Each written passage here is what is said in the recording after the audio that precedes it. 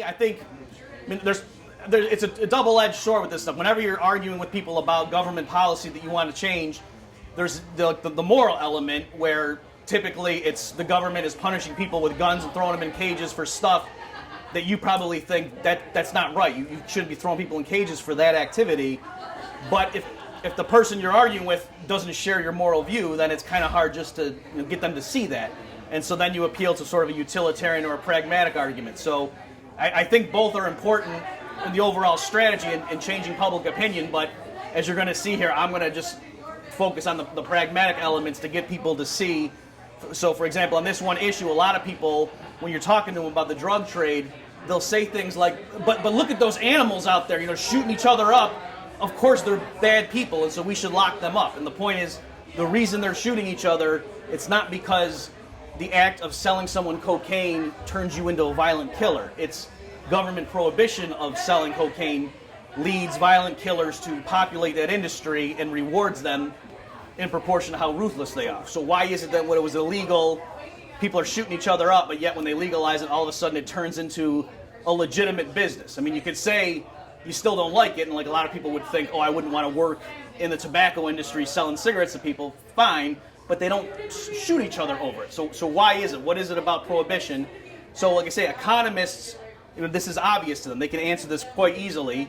So the logic of it is, just to boil it down quickly for you guys, is that when the government comes in and levies a huge penalty on somebody caught, especially distributing it, and that's typically how it works, that you're getting much more trouble for dealing it than if you caught with an amount for your own consumption. What happens? Well, as you know, it doesn't mean the number of dealers goes to zero, right? And that's right there, I think, a crucial thing to get people to see is just because the government passes a law against something, don't evaluate the efficacy of that law as saying, would I want to live in a world without drugs or without cocaine or with cocaine, and that's the issue. No, it's not the issue. The government doesn't have the power to get rid of cocaine. What it can do is say, if we catch certain people, we can throw them in a jail or throw them in a cage, or we can kill them or whatever. They can do that, but they can't just get rid of it. And so the real issue is what happens in the industry once that punishment's looming out there and everybody realizes it. So as I say, it's not that people stop dealing. What happens is people who have better options, normal people, stop doing that and they go do something else. And now, because again, I don't want to horrify you and use supply and demand curves, but the supply curve shifts way to the left. I've seen in the cocaine industry some estimates that it's 1,000 times more expensive than it would be if governments didn't penalize it, right? Because it's a lot of these drugs, especially, they're natural things. It shouldn't cost that much money to take something natural and put it on a truck and drive it a few hundred miles and give it to somebody, right? That shouldn't cost you so much money that you have to rob people.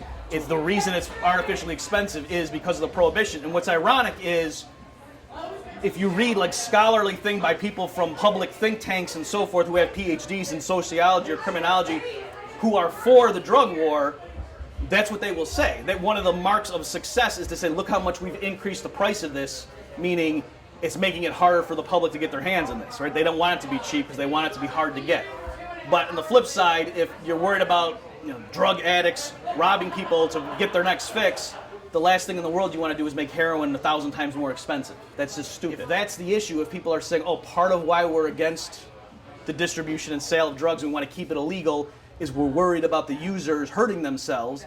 Well, again, the last thing in the world you want to do is force people to buy from strangers off the street corner. About that, just Google Lessons for the Young Economist by Robert Murphy, and you'll get the free PDF. And you'll also see, just as a final thought, that I would just encourage you. I know this is this is your guys' issue about reform of marijuana laws, but just more generally, if you see in this element what happens where government regulation does not achieve what they say they're going to, and it ends up making the problem worse, that happens just about with everything the government touches. Okay, so thanks everybody.